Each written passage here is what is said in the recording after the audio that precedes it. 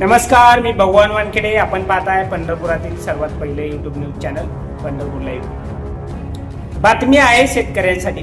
शेतकऱ्यांसाठी अतिशय आनंदाची बातमी आता समोर आली.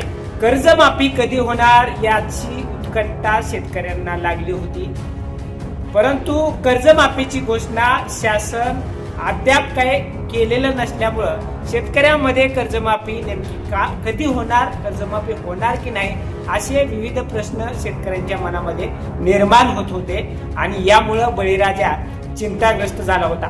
परंतु आता ही चिंता संपत आली, कारण कृषी मंत्री दत्तात्रय भरणे यांनी अखेर शेतकऱ्यांच्या कर्जमाफीची घोषणा लवकरच होणार असल्याचं जाहीर केले. बघा, नेमकं शेतकऱ्यांच्या कर्जमाफीच्या बाबतीत शासनाचं धोरण आता काय आहे ते. शेतकऱ्यांच्या कर्जमाफी लागू करण्यासाठी सरकारकडून समिती स्थापन करण्यात आली होती. त्याचा अहवाल सरकारला लवकरच मिळणार असल्याची माहिती कृषी मंत्र्यांनी दिली. कर्जमाफीच्या बाबतीत परदेशी यांच्या अध्यक्षतेखाली एक समिती स्थापन केली होती. आम्हाला तो एप्रिल महिन्याच्या पहिल्या आठवड्यात कर्जमाफी संदर्भातला रिपोर्ट येईल.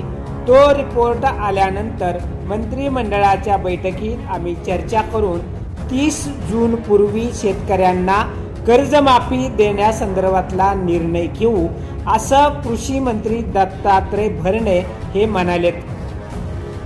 कर्जमाफी कशा पद्धतीनं लागू करावी यासाठी प्रवीण परदेशी समिती स्थापन करण्यात आली होती.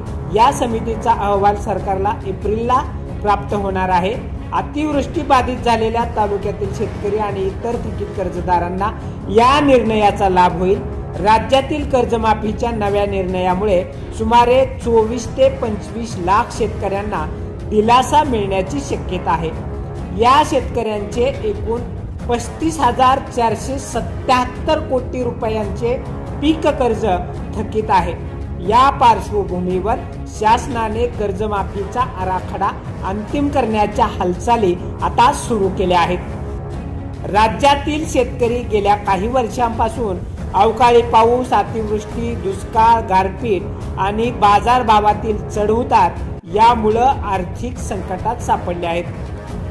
सहकारी बँका, जिल्हा मध्यवर्ती बँका आणि राष्ट्रीयकृत बँकांकडून घेतलेली पीक कर्जे थकली आहेत. त्यामुळं कर्जमाफीकडे शेतकरी डोळे लावून बसले आहेत.